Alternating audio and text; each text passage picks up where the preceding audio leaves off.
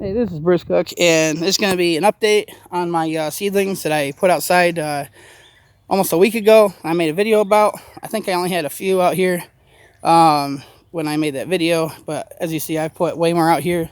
Also, I changed the little tent that I made for these things, so I extended it so it's a little bit bigger. And so far, everything's been turning out really good. So the shade cloth has been doing the trick, keeping the sun from beating up on these plants. So just about every day since I made the last video, we have had up to 90-degree days with clear skies, sun beating down, and I don't see a single sign of any damage done to these seedlings. So now I had just transplanted these 7. Yeah, 1, 2, 3, 4, 5, 6, 7. I just finished doing that. Now the rest of these, the size of them were probably, most of them were about equivalent to that little thing right there. And as you can see, just in this last few days, these things have grown. I mean, if you see my last video, you remember how much smaller these were. So these things have grown exponentially. They're looking real healthy, no damage done. I mean, it's let's see what's going on with this one. Yep, no, it's just leaning over a little bit. No big deal. Get that little piece of dirt off it. But boy, man, these things have been growing. This is me using that Kellogg pre-mixed container soil. I remember over a couple years ago, I made a video. It was like a negative review of that Kellogg stuff. And after a couple more years of growing experience, ended up realizing I was mistaken for giving that a bad review, because I'd transplant my plants, putting them outside, and then suddenly they would be losing all their leaves. And I was naive. I blamed it on the soil, when really it was just my gardening technique, like what I was doing inside and then putting them outside. And at this point, my assumption is because I'd be feeding the plants, giving them 10, 10, and 10, doing the double cup method, using water soluble plant food, and then I'd end up putting them in the soil, which if you read the NPK on these soils, they're like less than 2, 2, and 2.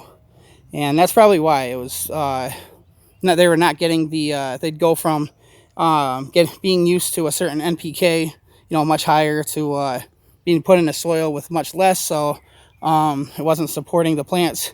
See, now this is what has me come to this conclusion, because these plants, I put these outside I don't know, a month and a half ago, and they were short little plants, and I was feeding them with that Miracle Grow stuff, doing the double cup method.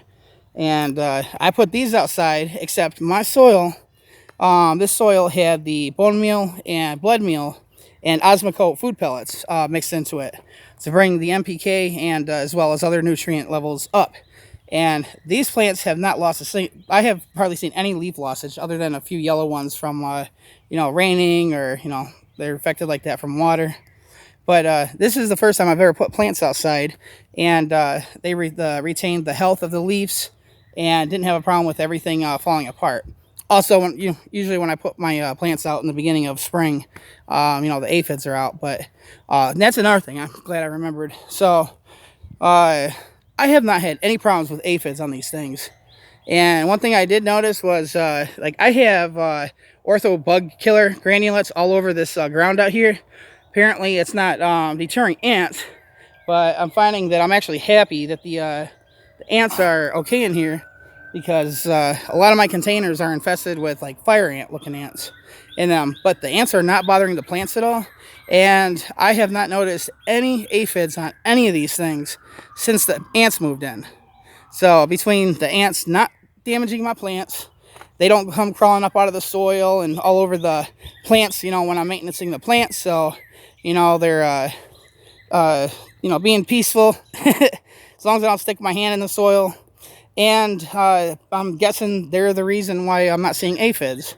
They're probably eating up any insects that get in there that would, damage my plants.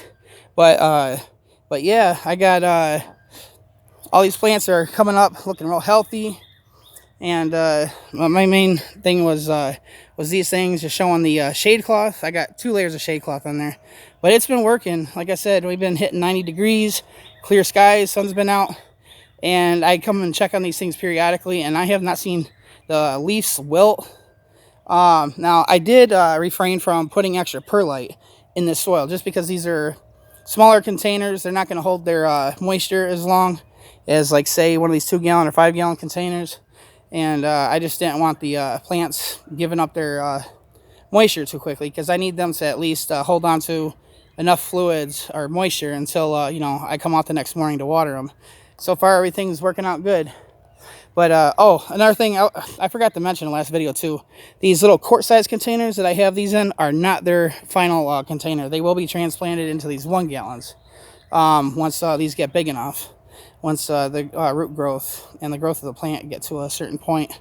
But yeah, I'm not going to be leaving these in these quart-sized containers. It's just temporary. It allows me to fit more plants under this thing. I mean, I only have so much room in this area, and I designated this little spot for these plants. I probably have about this will hold a total of 30 of them. So I put out this morning what I felt was ready to go out. These 7 here on the right. And then I probably have about 30 more. I gave a little more than a dozen of my plants to a couple of my coworkers that wanted to try out growing peppers. So I gave them some of my, I did give them a Ricardo Ahi Largo. I said before, I got those seeds from Philip Emery. So I gave him one of those, and then I gave my other coworker a variety of a bunch of other things that I'm growing, like red ghost, yellow ghost, purple ghost. Even gave him a chocolate primatale seedling. So he'll be having fun with all that. But yeah, that's my update. I guess might as well go over. I already showed this in the last video that I had ghost peppers growing in, but when I checked this morning, there was a lot more growing in. See new little baby ones right there. You got a whole bunch of them growing all over the place in here. So everything's coming along nicely. I really haven't done too much checking on the other plants for peppers. This last couple of days, I'm sure there's got to be peppers growing in. Oh, I also went to my orthopedic appointment this morning, so I'm going to be getting a date to have surgery done on my back. They did more x-rays.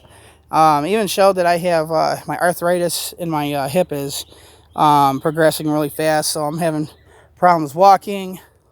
And in my my lower spine between the L4 and L5, it's compressed quite a bit, that disc between those vertebrae.